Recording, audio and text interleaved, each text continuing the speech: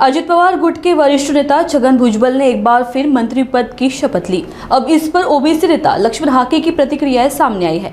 हाके ने कहा कि ओबीसी के दृष्टिकोण से छगन भुजबल को मंत्रिमंडल में शामिल करना जरूरी था।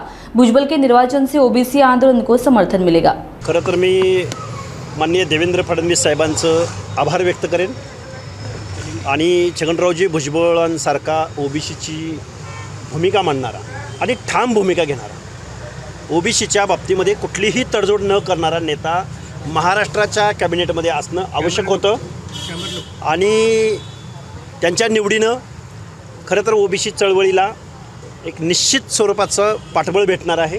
त्यामुळे मी या निवडीचं स्वागत करतो। निश्चित कारण स्थानिक स्वराज्य संस्थांच्या निवडणुकांचं बिगुल वाजलेलं आहे। 27% ओबीसीचं आरक्षण 1994 ते 2024 पर्यंत हे सस्टेन केलेलं आहे। तर ओबीसीचा वॉइस किंवा ओबीसीची नाराजी कुठल्याही पक्षाला परवडणारी नव्हती आणि हा मुद्दा डोळ्यासमोर ठेवून अजितदादा पवारांनी हा निर्णय घेतलेला आहे। त्यांच्या भूमिकेचं मी स्वागत करेन, पण मी महाराष्ट्राला सांगेन की वेट अँड वॉच। पुढच्या काही कालावधीमध्ये अनेक मंत्री या महाराष्ट्राच्या मंत्रिमंडळात दिसतील। हे बघा, विषय असा आहे, महाराष्ट्रात देशभरात लोकशाही आहे। सर्व लोकांचं प्रतिनिधित्व सत्ताधाऱ्यांना मंत्रिमंडळात हवं असतं आणि असलंच पाहिजे, हे लोकशाहीची तत्त्व सांगतात। त्यामुळे जरांगेंना या गोष्टी किती कळतात यावर माझी शंका आहे। त्यामुळे त्यांच्यावर काय बोलावं, किती बोलावं, मला वाटतं न बोललेलं बरं। हे बघा, जरांगेंनी कुणाच्या मताची भीती घालण्याचं काम करू नये।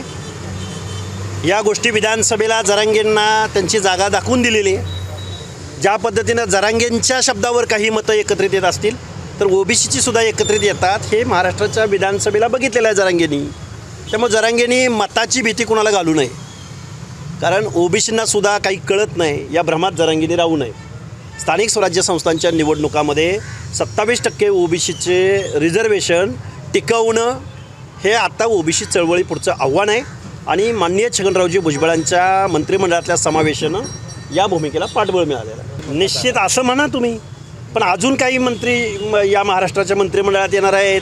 केंद्रामध्ये एखादा महाराष्ट्राचा एखाद्या खासदार देशाच्या मंत्रिमंडळात जाणार आहेत। Wait and watch, damage control चालू आहे महाराष्ट्रामध्ये। विचारा, मी कालच बोललो आहे, कालच म्हणजे अजून 24 तास पूर्ण व्हायचे, मी कालच बोललो आहे, महाराष्ट्राच्या मंत्रिमंडळात जयंत पाटलांची एंट्री आहे, रोहित पवारांची एंट्री आहे आणि देशाच्या मंत्रिमंडळात सुप्रियाताईंची एंट्री आहे।